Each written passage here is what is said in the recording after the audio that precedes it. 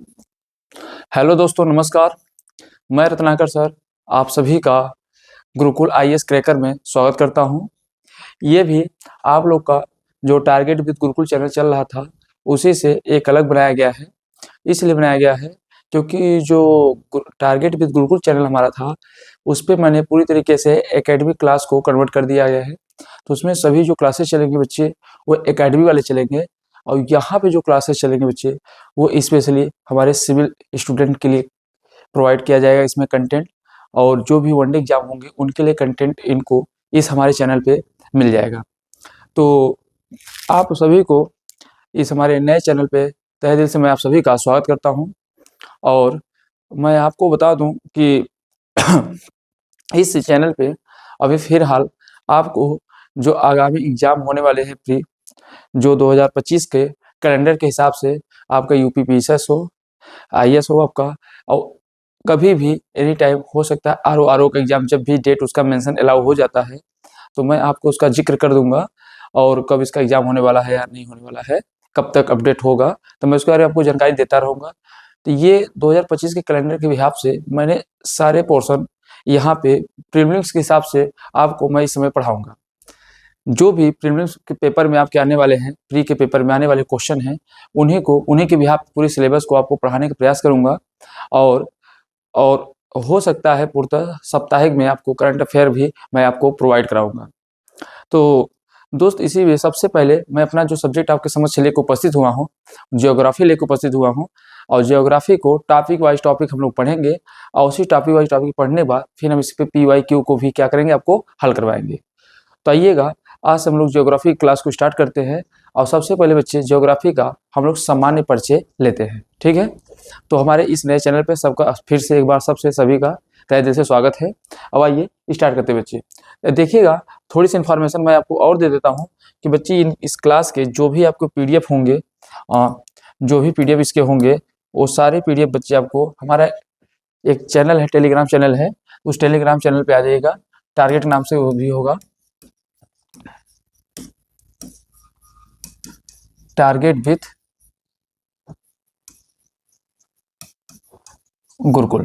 तो बच्चे, target with Gurukul के नाम से टेलीग्राम चैनल भी होगा, वहाँ पे चले जाएंगे, इसके सारे जो क्लास के पीडीएफ हों वो सारे कुछ आपको मिल जाएंगे, ठीक है। तो आइएगा, तो सबसे पहले हम लोग क्लास को स्टार्ट करने से पहले बेटा, ज्योग्राफी को स्टार्ट करने से पहले एक बार हम लोग अभी तो इसके परिचय पर आपको चलेंगे कि भूगोल क्या होता है, क्या नहीं होता है, इसके बारे में कौन से भूगोल शास्त्री ने क्या विचार दिए हैं, उन सभी बातों पर करेंगे। पर सबसे पहले एक बार हम लोग ये देख लेते हैं कि जो हमारे प्री के भूगोल के सिलेबस है, विषय हैं, वो कौन कौन से विषय हैं जो हमारे प्री के हिसाब से महत्वपूर्ण हैं।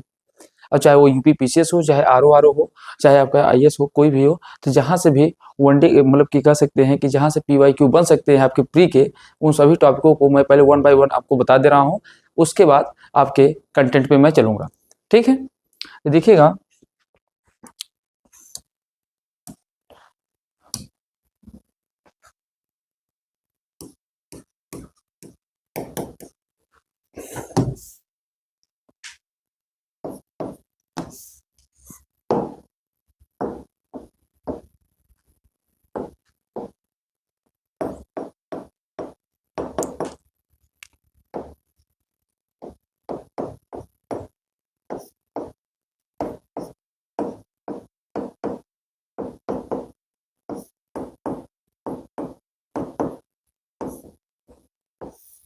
देखिए बच्चे, भूगोल का प्री के हिसाब से सामान्य विषय हम लोग देखते हैं। तो जो सबसे पहले मैं आपको टॉपिक पढ़ाऊंगा, एक तो आपको मैं सामान्य परिचय भूगोल का पढ़ाऊंगा। सबसे पहला बच्चे आपका टॉपिक जो रहेगा इसमें, देशांतर एवं अक्षांश रेखा। तो जो सबसे पहला लेसन आपको पढ़ाऊंगा मैं, देशांतर एवं अक्षांश रेखा पढ़ाऊंगा बच्चे। दूसरा लेसन जो यहाँ से रहेगा आपका, पृथ्वी की गतियां। तो जो दूसरा लेसन रहेंगे, यहाँ से मैं आपको पढ़ाऊंगा पृथ्वी की गतियां। फिर तीसरा इसमें जो टॉपिक रहेगा आपको, चट्टान। चौथा जो टॉपिक आपका रहेगा, मान के चलिए आपको भूकंप हो जाएगा। फिर आपको इसी में कराऊंगा ज्वालामुखी, ज्वालामुखी हो जाएगा। फिर इसी में ज्वालामुखी के बाद आपको मैं अगला टॉपिक जो कराऊंगा यहीं से आपको जलधारा। जलधारा में बच्चे दो होंगे, एक क्या होंगे, ठंडी जलधारा होंगी और एक क्या होंगे, गर्म जलधारा होंगी। फिर आपको वायु, वायु में जैसे आपको बता दिया जाएगा, वायु में भी गर्म वायु एवं क्या हो जाएंगे, ठंडा वायु। तो एक गर्म वायु होगा, एक ठंडा वायु हो जाएगा। इसके अलावा आपको इसके बाद जो आपका अगला टॉपिक रहेगा यहाँ पे, ये तो देखिएगा इधर चलेंगे जो हाँ सबके क्वेश्चन बनते हैं, ठीक है बच्चे। चट्टान से बनेंगे, भूकंप से बनेंगे, ज्वालामुखी से बनेंगे। और थोड़ी सी एक क्वेश्चन और यहाँ से बच्चे ध्यान देना बना गया है, आंतरिक संरचना से।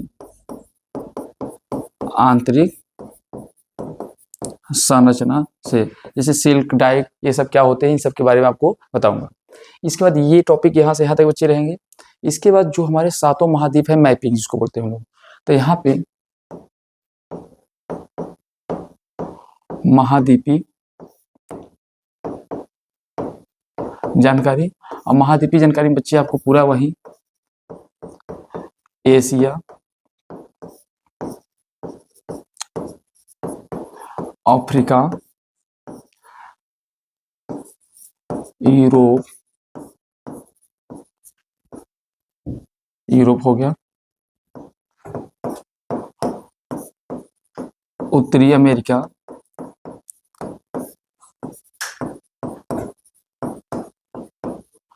दक्षिणी अमेरिका, दक्षिणी अमेरिका, और उसके बाद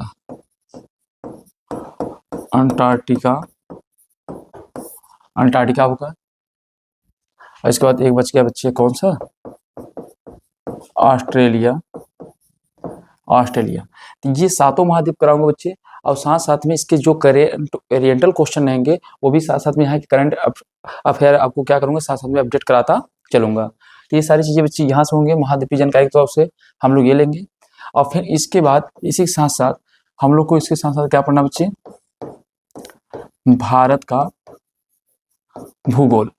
किसको पढ़ना बच्चे, भारत के भूगोल के बारे में पढ़ना है।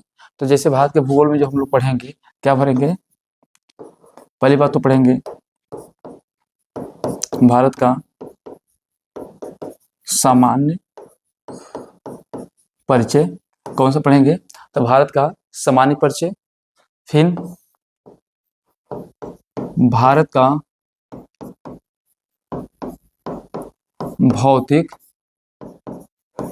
विभाजन, भारत का भौतिक विभाजन, जिसमें हम लोग भौतिक विभाजन जब इसका करेंगे बच्चे, तो यहीं पर हम लोग किसके बारे में पढ़ने वाले रहेंगे, पर्वत के बारे में पढ़ेंगे, तटीय भाग पढ़ेंगे, तटीय भाग पढ़ेंगे। यहीं पर किसके बारे में पढ़ेंगे, मैदान के बारे में पढ़ेंगे। यहीं पर किसके बारे में पढ़ेंगे बच्चे, पठार के बारे में पढ़ेंगे। और इसी यहीं पर किसके बारे में पढ़ेंगे हम लोग, द्वीप के बारे में। जब हम लोग भारत का भौतिक विभाजन करेंगे तो पर्वतीय भाग को पढ़ेंगे, हिमालय बारे में पढ़ेंगे, अरावली के बारे में पढ़ेंगे, और नीचे आप जाएंगे तो पश्चिमी घाट के बारे में पढ़ेंगे। ये सभी टॉपिक यहाँ से पढ़ेंगे, पर्वत, तटीय भाग, मैदान, पठार और द्वीप यहाँ पढ़ेंगे। इसके बाद बच्चे इधर अगर नेक्स्ट आते हैं, इसके बाद भारत के भूगोल में ही इसके बाद हम लोग पढ़ेंगे किसको, नदी तंत्र को पढ़ेंगे। और जब नदी तंत्र को आपको पढ़ाएंगे, इसके हम लोग दो भाग में बांट के पढ़ाएंगे बच्चे नदी तंत्र को। एक तो हम पढ़ेंगे उत्तर भारत की नदियां, उत्तर भारत की नदियां, उत्तर भारत की नदियां। और दूसरा क्या होंगे बच्चे, दक्षिण भारत की नदियां, दक्षिण भारत की नदियां हो जाएंगी बच्चे। नदी तंत्र पढ़ेंगे तो दोनों पढ़ लेंगे, इसी के साथ पढ़ लेंगे। इसके बाद जब नदी तंत्र पढ़ने बेटा, तो इसी साथ हम लोग क्या पढ़ेंगे, जो भी जलप्रपात होंगे, जलप्रपात पढ़ लेंगे, ठीक है। यहीं पर हम लोग क्या पढ़ लेंगे, यहीं पर हम लोग पढ़ लेंगे बंदरगाह पढ़ लेंगे। क्या पढ़ लेंगे, बंदरगाह पढ़ लेंगे। और बंदरगाह के साथ साथ जल यहाँ पढ़ लेंगे। इसी के साथ बेटा हम लोग बांध भी पढ़ लेंगे, जो भी बांध होगा नदी से रिलेटेड, ये सारी चीजें यहीं पे कंप्लीट कर लेंगे, एक साथ कर लेंगे। इसके बाद अगला जो टॉपिक रहेगा यहाँ पे, यहाँ पे हम लोग किसके बारे में पढ़ेंगे, भारतीय कृषि के बारे में पढ़ेंगे। और कृषि के साथ साथ जब आगे हम लोग पढ़ेंगे तो यहीं पर हम लोग कृषि के साथ साथ पढ़ेंगे भारत की जलवायु। क्या पढ़ेंगे, भारत की जलवायु, कि भारत में जो वर्षा होती है तो कहाँ से किस तरीके से, कैसे पश्चिमी विक्षोभ से किस प्रकार से वर्षा होती है, कहाँ पे आम वृष्टि होती है, कहाँ पे ओला होता है, कहाँ लू पड़ता है, ये सारी चीज़ें बेटा जब हम भारत की जलवायु पढ़ेंगे तो वहाँ पर हम लोग क्या करेंगे, पढ़ लेंगे। और लास्ट में कुछ बचे हुए जो समान होंगे विविध के रूप में, उसको भी पढ़ लेंगे, विविध। तो ध्यान देना बच्चे, तो कुल हम लोग भारत को, अब ये जितने भी मैं आपको टॉपिक बता रहा हूँ, मैं सभी टॉपिक को बेटा प्री के हिसाब से आपको MCQ क्वेश्चन और जो आपके PY क्यू वाले क्वेश्चन होंगे वो सभी यहाँ से जब पढ़ने के बाद आप देखेंगे बहुत आसानी से आप कर पाएंगे। समझ रहे हैं? तो ध्यान देना है कि ये जितने भी मैंने आपको टॉपिक बता दिए हैं ये सभी प्रीलिम्स के हिसाब से बहुत महत्वपूर्ण हैं। जो जियोग्राफी से आपके क्वेश्चन बनेंगे, आपका यूपी पीसीएस होगा, कम से कम मान लेके चलिएगा कि यहाँ से 17 से 18 क्वेश्चन आपको केवल जियोग्राफी से मिलेंगे। अब देखेंगे सारे टॉपिक्स यहीं से रहेंगे और इसके जो करंट ओरिएंटेड चीज़ होंगे सारी चीज़ें आपको मैं क्या करूँगा, चर्चा करता रहूँगा। और जो विषय अगर 1-2 लेसन कहीं छूट गए होंगे तो उनको मैं पढ़ाते के दौरान आपको मैं बताता चलूँगा, उसके अंदर सब टॉपिक के रूप में होगा। तो ये आपको मैंने एक समान परिचय बता दिया है कि क्या क्या लेके चलेंगे हम लोग। अब ये बेटा आपके जितने भी आपके चाहे सिविल की एग्जाम हो, चाहे आपका यूपी पीसीएस का एग्जाम हो या आरओ की एग्जाम हो, तो देखेंगे यहाँ से क्वेश्चन आपको भर भर के मिलेंगे। तो आइएगा तीसरी पे, आइए हम सबसे पहले इसका परिचय ले लेते हैं और फिर 1 बाय 1 करके टॉपिक को क्या करते हैं, स्टार्ट करते हैं। तो आइए बच्चे देखिएगा, तो ये हमारा सिलेबस है, आप सभी लोग नोट कर लीजिएगा।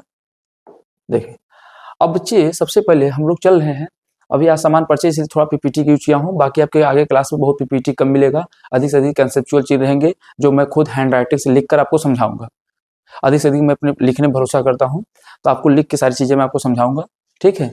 अगर कहीं मात्रात्मक त्रुटि होंगी तो उसे आप लोग नजरअंदाज करेंगे, क्योंकि लिखने में कभी कभी हो सकता है गलतियां हो सकती है, क्योंकि कहा गया है गलतियों से जुदा तुम भी नहीं और गलतियों से जुदा हम भी नहीं, ना तुम खुदा और ना ही हम खुदा। तो बनाने वाले ने गलती कर सकते तो फिर हम लोग तो आम इंसान हैं, तो कभी कभी छोटी मोटी गलतियां होती रहती हैं, ठीक है ना। चलिए देखिए बच्चे, सबसे पहला बात ये है भूगोल। अगर मैं आपसे भूगोल की बात करूंगा बच्चे तो ध्यान देना है, भूगोल ज्योग्राफी। तो ज्योग्राफी देखिए बच्चे ऑलरेडी ही 2 शब्दों से बनकर बना है बच्चे, एक तो होता है जियो और दूसरा होता है बच्चे क्या होता है, ग्राफी, जियो प्लस ग्राफी। तो ध्यान देना, जियो का मतलब क्या होता है बच्चे, जियो का मतलब होता है क्या, लैंड। क्या होता है, लैंड। लैंड बोले तो क्या बच्चे, भूमि।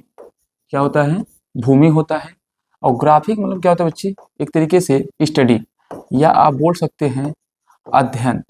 क्या होता है बच्चे, अध्ययन।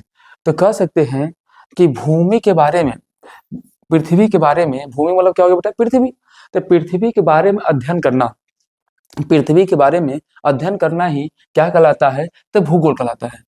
तो पृथ्वी के बारे में जो कुछ हम लोग अध्ययन करेंगे उन्हीं को हम लोग क्या कहते हैं, भूगोल कहते हैं। तो देखेंगे जियोग्राफी ये 2 शब्दों से मिलकर बना है बेटा, जियो प्लस ग्राफी। जियो मतलब होता है लैंड, लैंड मतलब होता है भूमि, इसी तरह ग्राफी मतलब होता है स्टडी, मतलब उसके बारे में जानना, पढ़ना, लिखना। तो जब उसी के बारे में, पृथ्वी के बारे में जब हम पढ़ने लगते हैं, इसके बारे में जानने लगते हैं, तो उसी को हम लोग क्या कहते हैं बच्चे, भूगोल कहते हैं। वही चीजें बेटा मैंने शब्दों में लिखा है इस परिचय के तौर पे। देखेंगे भूगोल मानव और प्रकृति का अध्ययन का विषय है।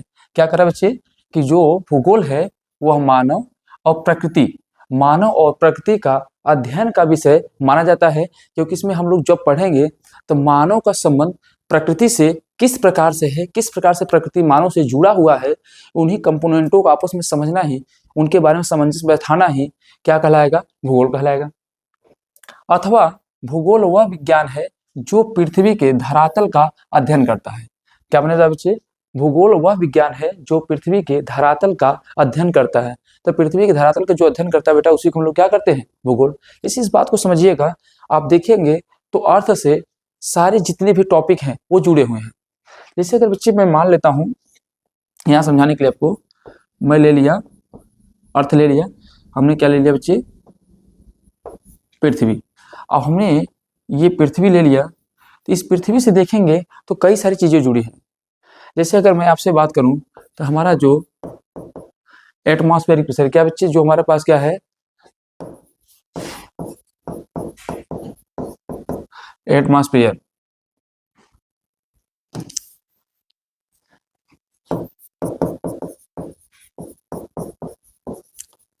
जो हमारा एटमॉस्फेयर है बेटा, तो अगर मैं आपको एटमॉस्फेयर की बात करेंगे तो जो एटमॉस्फेयर है हमारा, वो ध्यान देना है, ये इससे जुड़ा हुआ है। किससे जुड़ा हुआ है? अर्थ से। अगर इसी तरीके से देखेंगे तो जो हमारा एक क्या है, जिसको हम लोग बोलते हैं क्या, बायोस्फीयर। क्या है बच्चे? बायोस्फीयर। ये भी ध्यान देना, अर्थ से जुड़ा हुआ है। अगर इसी तरीके से अगर आपसे मैं कहूँ तो एक हमारे पास क्या है, हाइड्रो स्पेयर। अभी सब बताऊंगा। हाइड्रो मतलब होता है जलमंडल। हाइड्रोस्फीयर भी बच्चा इससे जुड़ा हुआ है। इसी साथ साथ एक तीसरा देखेंगे तो क्या होता है, लिथोस्फीयर। क्या होता है बच्चे? लिथोस्फीयर। बायोस्फीयर मतलब ध्यान देना है, तो जो अर्थ होता है, अर्थ देखेंगे तीन चारों कंपोनेंट को अपने आप में जोड़ा हुआ है। हाइड्रोस्फीयर मतलब क्या होता है, जहां जल के बारे में ध्यान हो। हाइड्रोस्फीयर मतलब क्या हुआ है? जलमंडल। हाइड्रोस्फीयर मतलब क्या होता है बच्चे? क्या होता है? जलमंडल हो जाता है बेटा। बायोस्फीयर मतलब क्या होता है? जैवमंडल। अब एटमॉस्फेयर मतलब क्या होता है बच्चे? वायुमंडल। क्या होता है? वायुमंडल।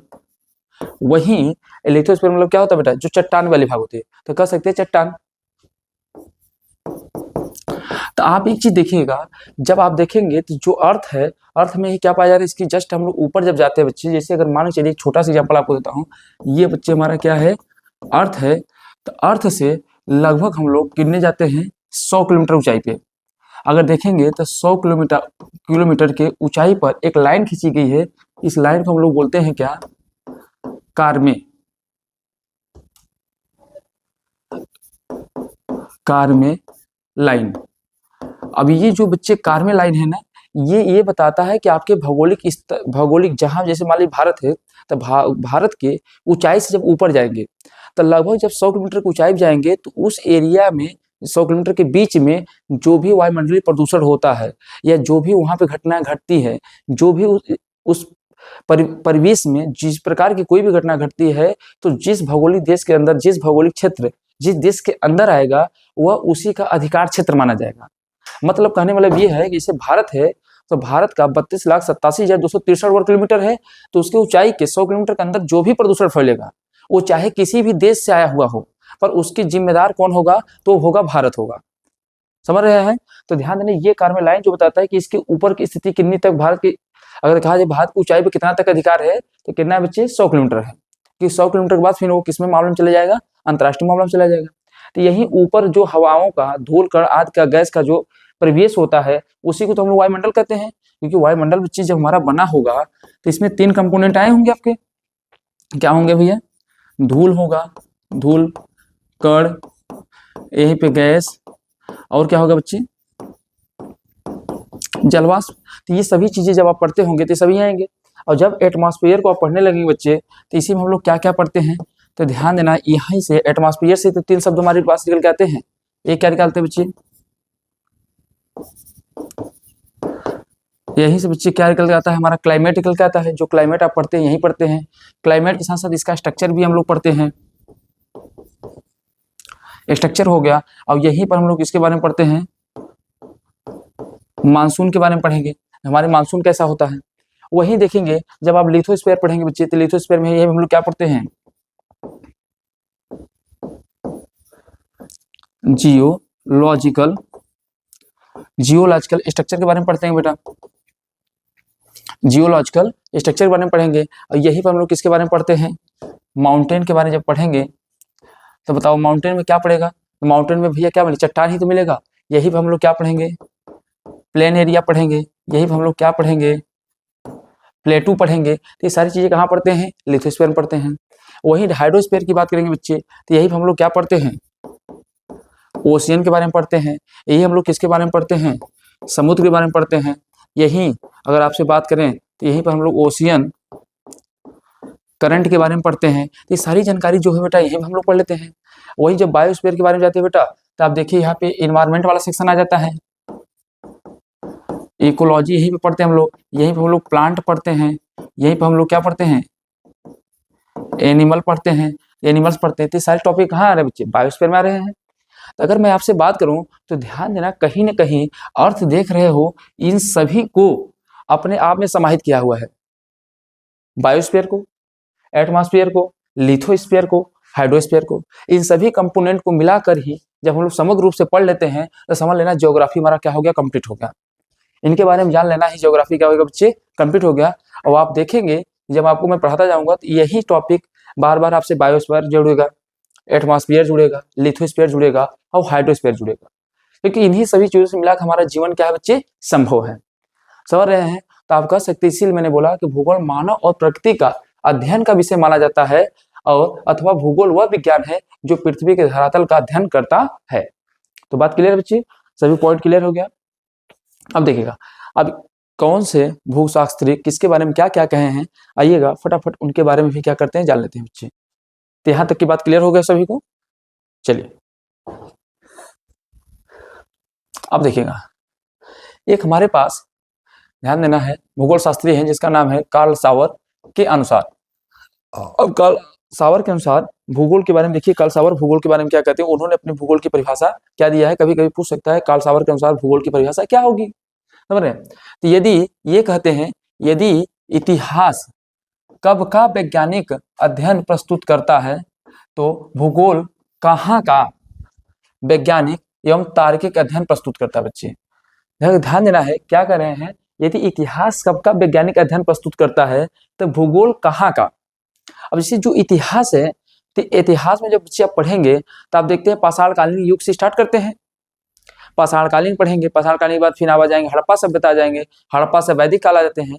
तो क्या जो पाषाणकालीन सभ्यता से तो इतिहास की चर्चा मिलती है, पर जब इसके पीछे क्या, इसके पहले पृथ्वी नहीं था क्या? पृथ्वी तो होगा भाई, इतिहास कहाँ बना होगा, पृथ्वी बना होगा ना, तो पहले कौन आया होगा, पृथ्वी, फिर कौन बनाएगा, इतिहास बनेगा उसमें। जब उसमें प्राणी आएंगे, जीवन होगा, संघर्ष होगा, वही संघर्षों की कहानी तो इतिहास है, बीती हुई कहानी ही क्या है बच्चे, इतिहास है। तो आप एक तरीके से कह सकते हैं, इनका कहना है यदि इतिहास कब का वैज्ञानिक अध्ययन प्रस्तुत करता, अगर वैज्ञानिक आधार पर हम लोग देखें तो इतिहास भी कहीं न कहीं किसी न किसी स्रोत को प्रदर्शित करता है, तो भूगोल कब का वैज्ञानिक स्रोत प्रस्तुत करता है। तो भूगोल हमारे कह सकते हैं कि जब पृथ्वी, सबसे पहले पृथ्वी ही बना बेटा, तो कहीं न कहीं सबसे पुराना पुरातात्विक स्रोतों के आधार पे, सबसे पुरानी चीजों में अगर देखेंगे तो सबसे पुराना क्या होगा, हमारा भूगोल होगा।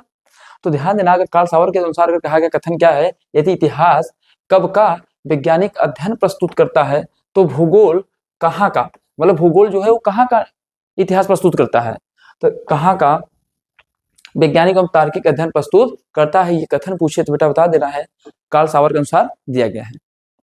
ठीक है, वहीं फिलिप के अनुसार क्या कहा जाता है बच्चे, अगर फिलिप के अनुसार आप देखेंगे क्या कहते हैं, तो ये कहते हैं भौतिक भूगोल, भूगोल वृक्ष की जड़ है, जबकि मानव भूगोल उसकी शाखाएं हैं। एकदम बच्चे बात सही कर रहा है। अगर आपसे कहें तो जो पृथ्वी है, इसी पृथ्वी में तो मानव स्थिर है, यही पृथ्वी से ही तो मानव अपना भोजन प्राप्त कर रहा है, इसी पृथ्वी पर अपने हर प्रकार की नित्य क्रिया कर रहा है। तो कहीं ना कहीं जो पृथ्वी है वो मानव के लिए क्या है, वृक्ष का काम कर रही है, जो पृथ्वी है मानव के लिए वृक्ष का काम कर रही है।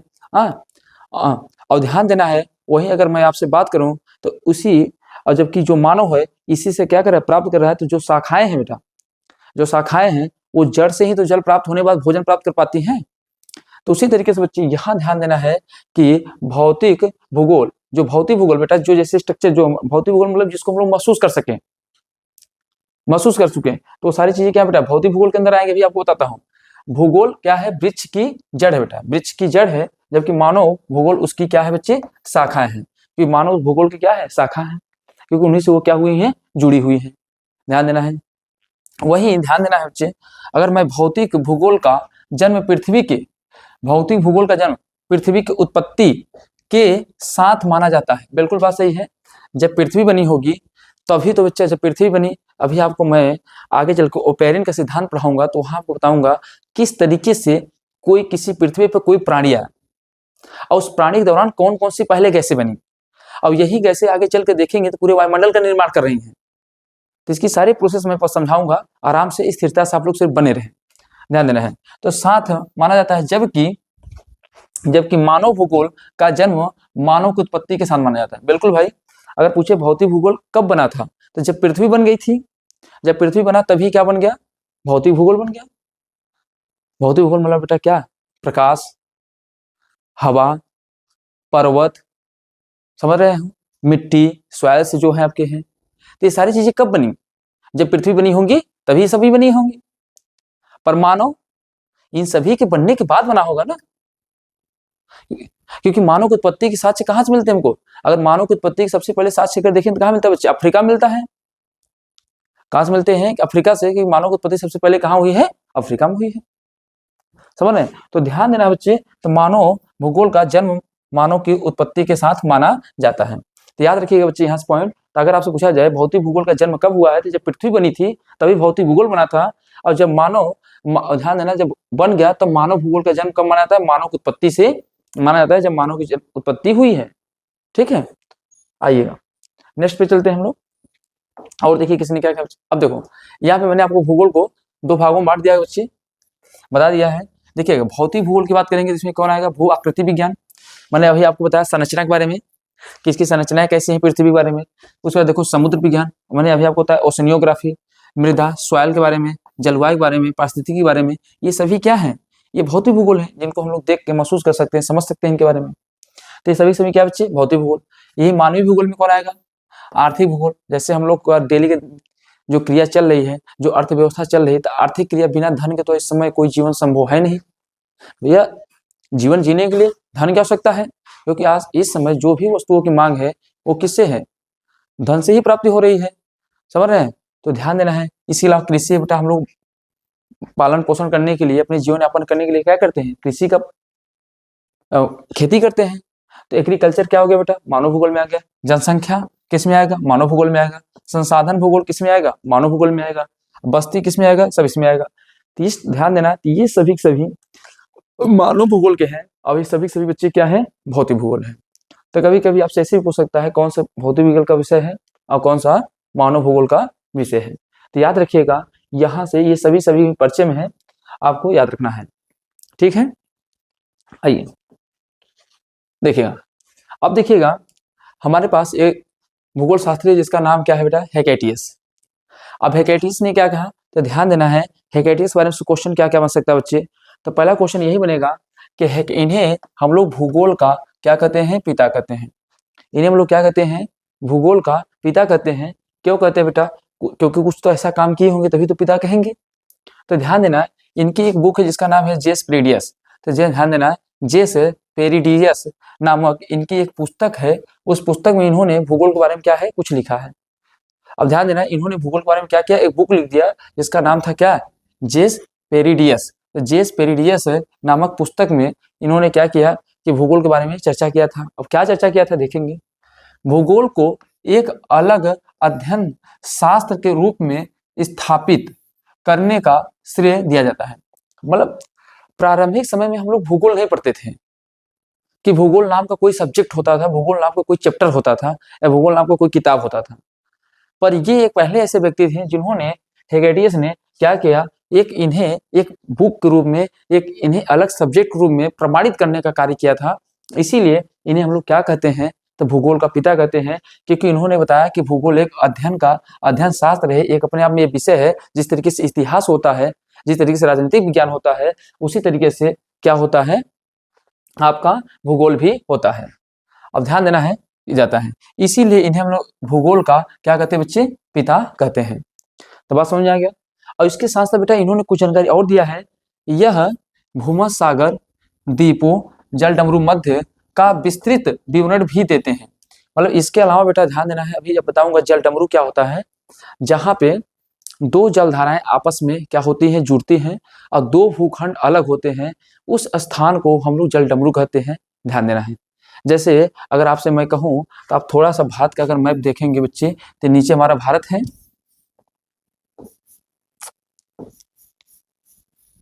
ये बच्चे हमारा क्या है? नीचे वाला भारत है। और यहाँ पे बच्चे हमारे क्या है? श्रीलंका है। ये हमारे पास क्या है? ये हमारे पास श्रीलंका है बच्चे। और यह हमारे पास क्या है? इंडिया है। तो देखेंगे तो यहाँ पर क्या है? यहाँ पे बे ऑफ क्या है?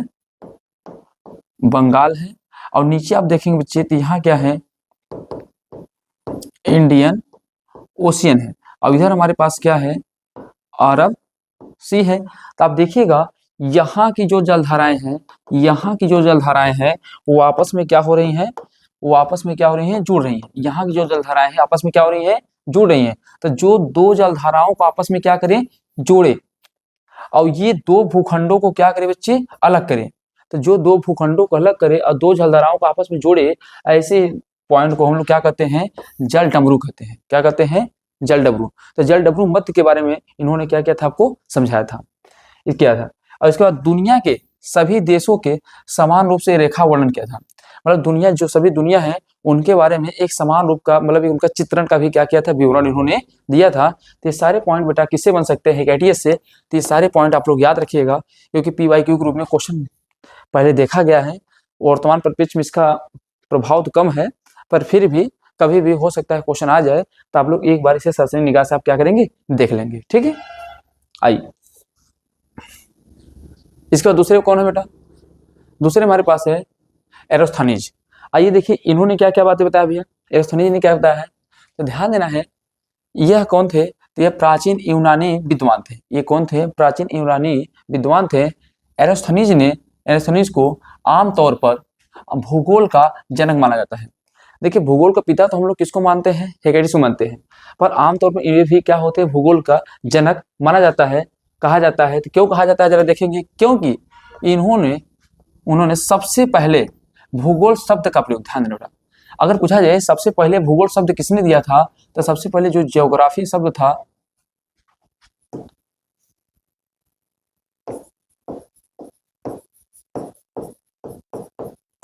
जो ज्योग्राफी शब्द था, भूगोल शब्द था, ये भूगोल शब्द किसने दिया था, एरोस्थनीज ने दिया था। इसीलिए इनको भी हम लोग क्या मानते हैं, भूगोल का जनक मानते हैं, क्योंकि ध्यान देना भूगोल शब्द का इस्तेमाल किया था। तो सबसे पहले भूगोल के बारे में भूगोल शब्द दिया किसने था, तो ध्यान देना एरोस्थनीज ने दिया था। और इसके साथ साथ ध्यान देना, उनके पास ग्रह की एक छोटी सी धारणा भी थी।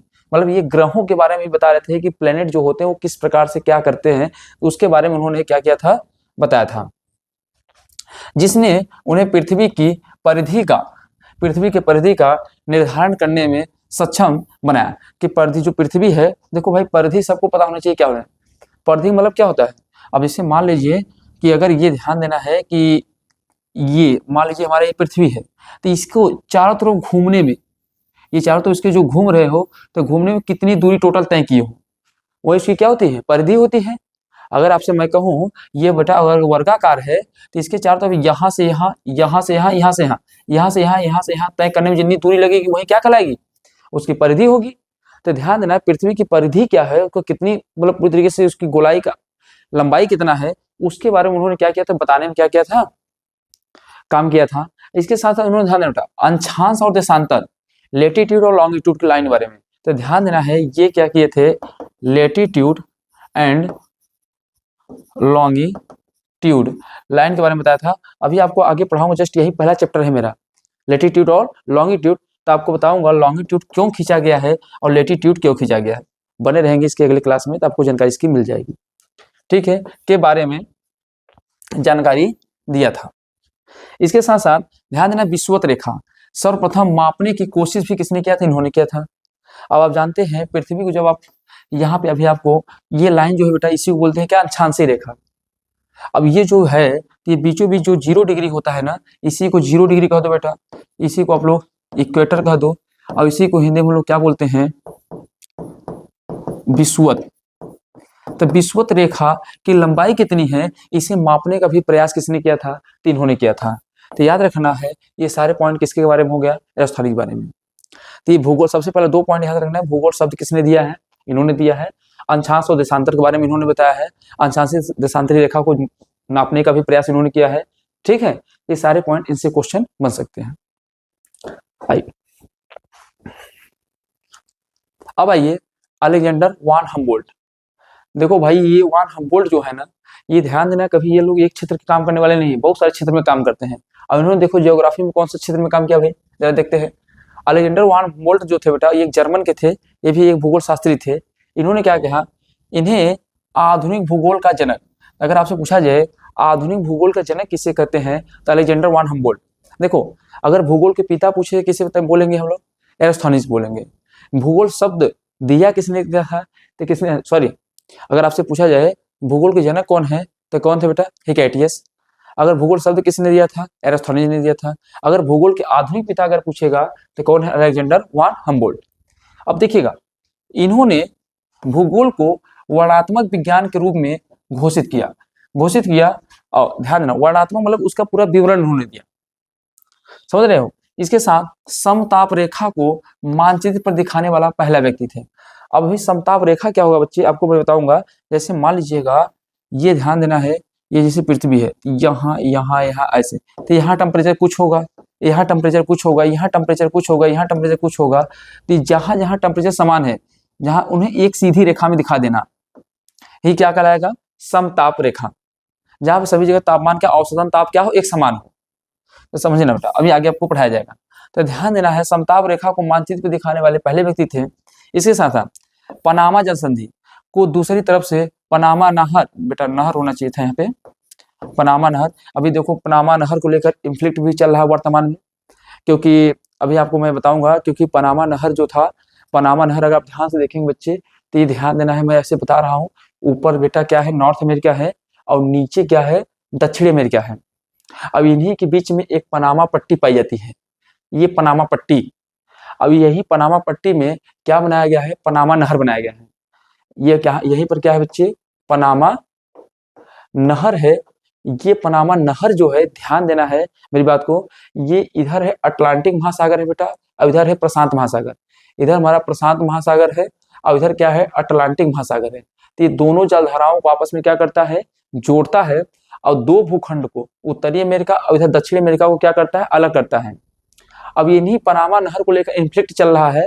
क्या चल रहा है कि ट्रंप ने क्या किया है, यही जो पनामा है, पनामा एक देश भी है बेटा, और उत्तरी ये अमेरिका जो है, तो ट्रंप ने क्या किया है, इस पनामा नहर को लेकर चिंता जताया है।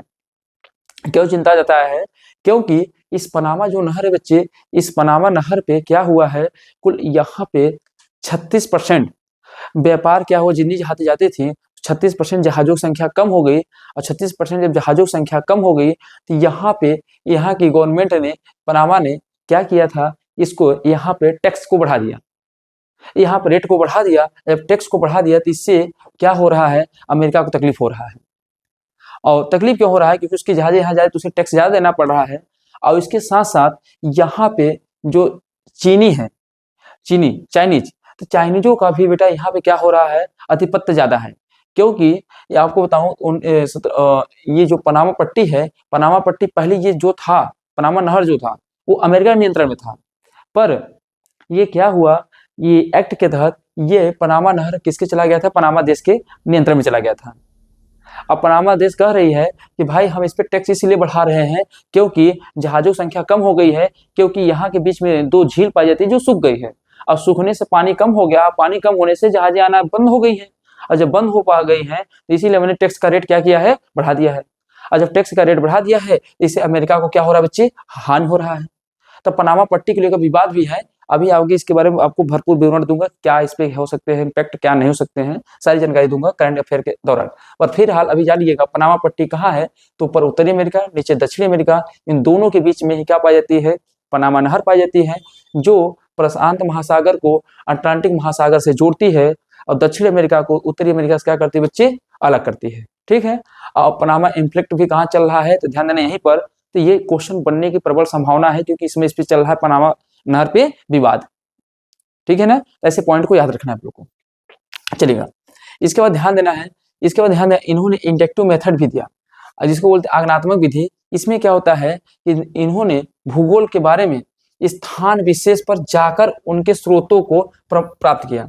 मतलब मैं अगर कोई जानकारी मुझे चाहिए तो मैं वहां जाऊंगा, उसके बारे में क्या करूंगा? वहां रिसर्च करूंगा, फिर लिखूंगा। तो ऐसे विधियों को हम लोग क्या बोलते हैं? इंडक्टिव मेथड बोलते हैं। जबकि वर्णनात्मक के बाद मतलब जो जानकारी मिली वही लिख के खाली हो जाना। समझ रहे बच्चे? तो ध्यान देना है, तो ये सारी जानकारी किसने दिया था? अलेक्जेंडर वॉन हम्बोल्ट ने दिया था। ठीक है, आइए अगला बात कौन है बेटा? रिटर जो जर्मन के थे, ये भी जर्मन के थे भाई। इन्होंने ध्यान देना कौन सा दिया है?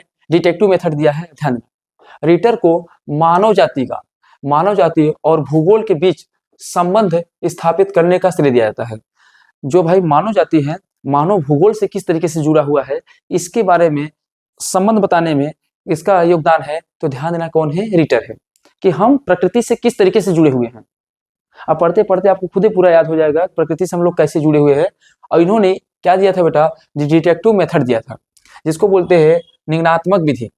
अभी आपने इंडक्टिव मेथड पढ़ा। इंडक्टिव मेथड में क्या होता है कि विशेष स्थान पे जाकर उसके जानकारी को अध्ययन करके फिर उसके बारे में लिखना।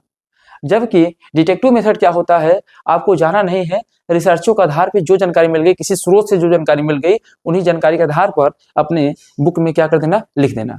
तो उसी को बोलते हैं, क्या बोलते हैं, डिटेक्टिव मेथड। तीनों ने विभिन्न रिसर्च के आधार पर, जो रिसर्च लोगों ने किया था उस आधार पर भूगोल का अध्ययन किया। इसीलिए इन्हें ध्यान देना है, हम लोग आराम कुर्सी भूगोलवेत्ता कहते हैं। मतलब एक स्थान बैठे रहो, यहाँ जानकारी आ गई, यहाँ से आ गई, यहाँ से आ गई, और लेके क्या करो, लिख दो, तो आराम से बैठे हो। तो इसीलिए कभी कभी क्वेश्चन बन सकता है, आराम कुर्सी भूगोलवेत्ता किसे कहते हैं, तो ध्यान देना है किसको कहते हैं बच्चे, रीटर को कहते हैं। ठीक है, आइए अगली जानकारी हम लोग। और देखिएगा अगले हमारे पास कौन है, फ्रेडरिक रेटजेल। ये भी कहाँ के हैं, जर्मन की हैं। ये कहाँ के बच्चे, जर्मन की हैं। अब इन्होंने ध्यान देना है, इन्हें ध्यान देना, मानव भूगोल का पिता कहते हैं। इन्हें हम लोग क्या कहते हैं, मानव भूगोल का पिता कहते हैं। और इन्होंने ही ध्यान देना एंथ्रोपी जियोग्राफी नामक पुस्तक को भी क्या किया था बच्चा, लिखा था। तो आपसे भी पूछ सकता है, एंथ्रोप जियोग्राफी नामक बुक किसने लिखा है, तो फ्रेडरिक रेटजेल ने लिखा है। इसके साथ साथ ध्यान देना है, इन्होंने क्लाइमेटोलॉजी, जलवायु विज्ञान शब्द दिया था। जो जलवायु विज्ञान आप पूरा टॉपिक पढ़ते हैं, सेगमेंट पढ़ते हैं, उसकी जानकारी भी किसने दिया था, तो ध्यान देना फ्रेडरिक रेटजेल ने दिया था। और जैविक विकास के सिद्धांत दिए थे। तो आपसे पूछा जाए जैविक विकास के सिद्धांत भी किसने दिया था, फ्रेडरिक रेटजेल ने ही दिया था। समझ रहे हैं, तो आप इसको याद रखिएगा, जैविक विकास के सिद्धांत। तो ये सारे पॉइंट किसके बारे में है, रेटजेल के बारे में है। ठीक, आइए इसके बाद बच्चे ध्यान देना है, कुछ पॉइंट और हैं जो हमको एक्स्ट्रा तौर पे देखना है। देखिएगा, जैसे भारतीय विद्वानों ने पृथ्वी को गोल कहा। जो भारतीय विज्ञान थे उन्होंने क्या कहा बेटा, पृथ्वी को गोल माना, इसी कारण से विषय को भूगोल कहा गया। अब देखिए, जो भारतीय वैज्ञानिक थे उन्होंने क्या कहा, पृथ्वी कैसा है, गोल है, और गोल है तो गोल से ही क्या बन गया, भूगोल। समझ रहे हैं, गोल से ही क्या बन गया, भूगोल बन गया। पर ध्यान देना, वही बेटा अरस्तु वो पहले दार्शनिक थे जिन्होंने बताया कि पृथ्वी गोल है। गोल के बारे में किसने बताया था, ध्यान देना है, किसने बताया था, अरस्तु ने, कि पृथ्वी कैसा बच्चे, गोल है। जबकि न्यूटन ने बताया कि पृथ्वी कैसा बच्चे, नारंगी है। पृथ्वी कैसा है, नारंगी है। जबकि स्टेबो ने क्या बताया कि पृथ्वी क्या है, दीर्घात है, दीर्घात है। अब पृथ्वी का आपको बता दूं वास्तविक आकृति क्या होती है, तो जियोइड। जिसे आप समझिएगा मेरी बात को, अब देखने में हम लोग बनाने के लिए बेटा गोल बना दिए से, पर वास्तव में पृथ्वी ऐसी नहीं है। होता क्या है कि जो पृथ्वी है, ये पृथ्वी है ना, यहाँ से इसके ऊपर जब ये ध्रुव है, जैसे इस पे भाई देखो द्रव्यमान जैसे बढ़ेगा तो इसके ऊपर क्या होगा, दाब लगेगा। और जब ये दाब लगेगा, इधर से भी दाब लगेगा, इधर से भी दाब लगेगा, तो दाब लगने से बेटा और यहाँ पे हवाओं के अवक्षेप से ये आके इस पे क्या हो जाएंगे, जुड़ जाएंगे। और यहाँ से ये टूट टूट के इस वाले हिस्से से आके जुड़ जाएंगे। तो ये वाला हिस्सा क्या होगा बच्चे, कुछ इस तरीके से ये फैल जाएगा। समझ रहे हैं ना, तो ये ध्रुवों पे क्या हो जाएंगे, चपटी हो जाएंगी। ध्रुवों पे क्या हो जाएंगी, चपटी हो जाएंगी, और बीच में क्या हो जाएंगी, उभर जाएंगी। तो जब बीच में उभर जाए और ध्रुवों पे चिपटी हो जाती हैं, तो ऐसी ही आकृति को हम लोग क्या बोलते हैं, तो ऐसी ही आकृति को हम लोग जीवाड़ बोलते हैं। क्या बोलते हैं, जीवाड़। जब क्या हो, ध्रुवों पे चिपटी हो और बीच में से उभरी हुई हो, ध्रुवों पे क्या हो, चिपटी हो और बीच में क्या हो, उभरी हुई हो, तो उन्हीं को हम लोग क्या बोलते हैं, जीवाड़। वास्तव में हमारी पृथ्वी की जो आकृति होती है वो कैसी होती है बच्चे, तो ध्यान देना है, जीवाड़ होती है। कैसी होती है, तो ध्यान देना है, इसकी आकृति कैसी होती है, जीवाड़ होती है, जिसको हम लोग बोलते हैं लच्छवाब। क्या बोलते हैं बच्चे, लच्छवाब। इसका मतलब कुछ इस तरीके से, इस तरीके से, मतलब यहाँ पे ध्रुवों पे क्या होंगे, चिपटी होंगे, और इधर देखो क्या हो बच्चे, फैल गए हैं। जब ऐसी आकृति जब इधर फैल जाए किनारे किनारे पे, इधर इधर पे, और ध्रुवों पे क्या हो जाए, north pole and south pole पे क्या हो जाए, चपटी हो जाए, तो ऐसी आकृति को हम लोग जीवाड़ या तो हम लोग क्या बोलते हैं, लच्छवाब के नाम से जानते हैं। तो वास्तव में पृथ्वी की आकृति क्या है, जीवाड़ है। पर किसने क्या बोला है याद रखिएगा, तो स्ट्रैबो ने क्या बोला है, दीर्घायत है। इन्होंने क्या बताया, नारंगी बताया है। इन्होंने क्या बताया है, जीवाड़ बताया है। ठीक है, आइए नेक्स्ट पॉइंट। इसके अलावा कुछ ऐसे कथन है, इन्होंने कौन सा सिद्धांत दिया याद कर लेंगे। वेबर ने क्या दिया है, औद्योगिक स्थानीयकरण का सिद्धांत दिया है, जबकि वान थ्यूमेंस क्या दिया है, कृषि स्थानांतरण का सिद्धांत दिया है, जबकि क्रिस्टोलर ने क्या दिया है, केंद्र स्थानीय का सिद्धांत दिया है। इनके बारे में पढ़ना नहीं है क्योंकि ऑप्शनल आपको नहीं पढ़ाया जा रहा है, केवल प्री के क्वेश्चन कराए जा रहे हैं। प्री के आपके क्वेश्चन कोई न फंसे इसलिए कराए जा रहे हैं, क्योंकि इसके बारे में आपको विवरण के रूप में जब ऑप्शनल आप लेते हैं वो भी ज्योग्राफी, वो भी जीएस में भी ये सब चीजें नहीं पढ़ाई जाती हैं, पर पीवाईक्यू में कभी कभी क्वेश्चन पूछ लिया गया, इसलिए आपको ये सारी जानकारी दे दी जा रही है। ठीक है, इसके बाद बच्चे देखो कुछ और है, जैसे अगर आप पूछे संभावनावाद, अगर संभावनावाद तो संभावनावाद सिद्धांत में ध्यान देना है, मानव शक्ति प्राकृतिक शक्ति से ज्यादा ही ये बताया गया है। ये बताया गया जो मानव शक्ति है प्राकृतिक शक्ति से ज्यादा है बेटा, पर ये बातें गलत है भले से, क्योंकि ये संभावना की गई है। तो मानव शक्ति प्राकृतिक शक्ति से क्या है, ज्यादा, मतलब प्रकृति के ऊपर मानव जितना चाहे इतना दोहन कर सकता है। बात सही भी है, करते भी हैं लोग, करने के लिए तो करते ही लोग हैं, तो ध्यान देना है। तो मानव शक्ति को प्राकृतिक शक्ति से ज्यादा बताया गया है किस सिद्धांत में, तो संभावनावाद में। जबकि वही नियतिवाद में क्या बताया गया है, जस्ट उसका उल्टा, कि प्राकृतिक शक्ति मानव शक्ति से क्या है, ज्यादा है। तो इसके जस्ट विपरीत है, तो संभावनावाद में क्या गया, मानव शक्ति प्राकृतिक शक्ति से क्या है, ज्यादा, जबकि नियतिवाद में क्या बताया गया, प्राकृतिक शक्ति मानव शक्ति से क्या है, ज्यादा। याद रखिएगा।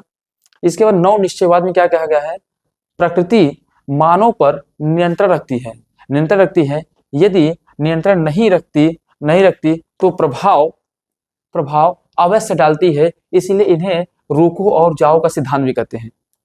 अब देखिएगा, जायज सी बात है, पृथ्वी हमारे ऊपर नियंत्रण करती है, जैसे प्रकृति हमारे ऊपर नियंत्रण करती है और नहीं करती तो अपना प्रभाव डालती है। ऐसे मान लीजिए आप पेड़ काटते जा रहे हैं, अपने लिए सुख सुविधाओं की चीजें बनाए जा रहे हैं, तो जायज सी बात इसका प्रभाव हमको गैस के रूप में, ऑक्सीजन की कमी के रूप में दिखाई दे रहा है। अगर यही बहुत ज्यादा दोहन हो जाएगा तो आपके ऊपर पूरी तरीके से इसका प्रभाव पड़ जाएगा। अभी थोड़ा थोड़ा प्रभाव पड़ रहा है तो आपको समझ में नहीं आ रहा है, समझ रहे? तो कहीं ना कहीं प्रकृति जितना हमारे लिए हर एक भौतिक वस्तुओं की आवश्यकता पड़ती है, उतना ही ज्यादा जरूरत हमारी प्रकृति की है। तो प्रकृति जितना ज्यादा स्वच्छ रहेगा, जितना ज्यादा सही रहेगा, उतने ज्यादा हमारा जीवन संभव रहेगा, सही रहेगा और सुदृढ़ रूप से चलता रहेगा। जितने ज्यादा हम लोग प्रकृति का दोहन करेंगे, उतने ज्यादा मानव का जीवन संकटग्रस्त हो जाएगा। तो पर्यावरण को जितना ज्यादा बचाएंगे हम लोग, हमारा जीवन उतना ही क्या होगा, अच्छा होगा। तो ध्यान देना, उसी को लेकर सिद्धांत किया गया बच्चे। तो प्रकृति मानव पर नियंत्रण रखती है, बात सही है, प्रकृति जो मानव पर नियंत्रण रखती है, पर मानव को समझ में आने वाला कहाँ है, क्योंकि मानव बड़ा आदमी है, वो अपने बस सुख सुविधाओं की चीज देखेगा, बाकी दुनिया जाए भाड़ में से क्या मतलब है। हमारे लिए लग्जरी जीवन होना चाहिए, और लग्जरी चक्कर में सबका वाट लगा हुआ है। कभी कभी ऐसे शब्द निकल जाते हैं, क्योंकि ऐसी स्थिति देखता हूं तो गुस्सा आ जाता है, क्या करें। चलो कुछ यहां से भी क्वेश्चन बन जाएंगे बच्चे। क्या है, अगर पूछा जाए विश्व भूगोल, तो विश्व भूगोल में ध्यान देना है, कौन विश्व भूगोल के बारे में, जो विश्व ग्लोब है, तो विश्व ग्लोब को बनाया किसने था बेटा, मार्टिन बैहम ने बनाया था। आपसे यहाँ से क्वेश्चन पूछेगा, तो विश्व ग्लोब को बनाया किसने था, मार्टिन बैहम ने बनाया था। विश्व के मानचित्र को ध्यान देना है पूरी तरीके से किसने किया था, अनिजिमिंडर ने किया था। तो ध्यान देना है, अनिजिमिंडर ने किया था। भारत का मानचित्र किसने बनाया था बच्चा, 1752 में एन बिले ने। ध्यान देना है, भारत का मानचित्र किसने बनाया था, 1752 में एन बिले ने बनाया था। वहीं मानसून का आने का समय को किसने बताया था, तो मानसून के आने के समय को किसने बताया था, अरब वासियों ने बताया था, अरब के लोगों ने बताया था। वहीं देशांतर रेखा खींचने का पहला प्रयास किसने किया था, तो हेरोडोटस ने किया था। अगर पूछे देशांतर रेखा खींचने का प्रयास किसने किया था बच्चे, हेरोडोटस ने किया था। अब भारत के मानचित्र को विश्व के मानचित्र में किसने लगाया था, तो ध्यान देना, क्लॉडियस टॉलमी ने दिया था। इन्हीं का एक सिद्धांत अभी आगे पढ़ाऊंगा आपको दो पढ़ाऊंगा। एक तो होता है हेलियोसेंट्रिक थ्योरी होता है, एक जियोसेंट्रिक थ्योरी होता है, तो दोनों पढ़ाऊंगा। तो यहाँ पे एक व्यक्ति आएगा, क्लॉडियस टॉलमी आएगा। अब देखते हैं कि हेलियोसेंट्रिक थ्योरी में आएगा कि जियोसेंट्रिक थ्योरी में आएगा, जो हम लोग कब देखेंगे, अगली क्लास में देखेंगे। तो एक तरीके से बच्चे ये सारे पॉइंट जो थे हमारे फर्स्ट क्लास था जियोग्राफी का, इसमें हमने एक तरीके से सिलेबस की जानकारी लिया, इसके बारे में पूरा इंट्रोडक्शन लिया, सब कुछ इसके बारे में आपको समझाया। और इसके बाद समान इसके परिचय में किस भूगोल शास्त्री ने भूगोल के बारे में क्या कहा, कहाँ से क्या प्री के लेकर क्वेश्चन बन सकते हैं, वो सारे पॉइंट ऑफ चर्चा किया। इसके बाद जस्ट आपका अगला क्लास जो रहेगा बच्चे, प्री के ही बिहाफ पे रहेगा। कौन सा रहेगा, तो हम लोग पहला क्लास अगला देखेंगे, जो हम लोग लेटीट्यूड और लॉन्गिट्यूड के बारे में देखेंगे। और ये बिल्कुल नया चैनल है आपका, जो हमारा आपका गुरुकुल आईएएस क्रैकर है बच्चे। इसमें आपको जीएस से लेकर रिलेटेड आपके जो भी वनडे एग्जाम से रिलेटेड कंटेंट होंगे, सारे कंटेंट यहाँ पे मिलेंगे। अभी मेरे साथ और सारे टीचर आपके साथ अभी जुड़ने वाले हैं और आप लोग इस परिवार को भी आगे बढ़ाने की जिम्मेदारी उठाइए। और फिर हम लोग मिलते हैं अगले वीडियो में। तब तक के लिए सभी को जय हिंद, जय भारत।